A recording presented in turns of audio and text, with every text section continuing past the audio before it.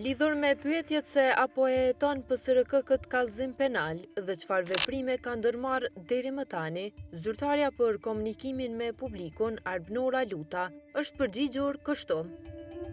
E nderuara zonja Hoxhaj, nuk kemi koment. Faleminderit për bashkëpunimin, me respekt.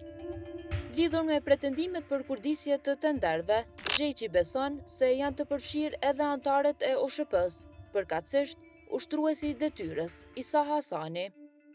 Për disa anëtarë, e sidomos kryetari, ushtrues detyra, nuk po di se çka është, ai është i përfshirë. Unë e besoj ashtu. Betimi për drejtësi ka kërkuar intervistë edhe me ushtruesin e detyrës së OSHP-s, Isa Hasanin, por ai nuk është përgjigjur, ndërsa përmes telefonit ka refuzuar të komentojë.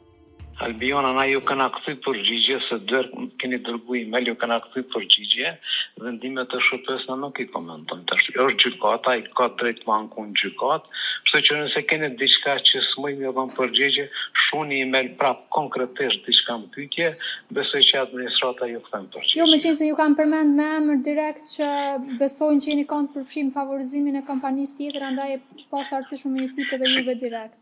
Kështu që ajo ka panel. Panel u kon. Në panel. U kon panel, së kon individualisht. Hajde ditën e mirë. Ne si organizatë kemi monitoruar punën e organit shërtues të prokurimit publik.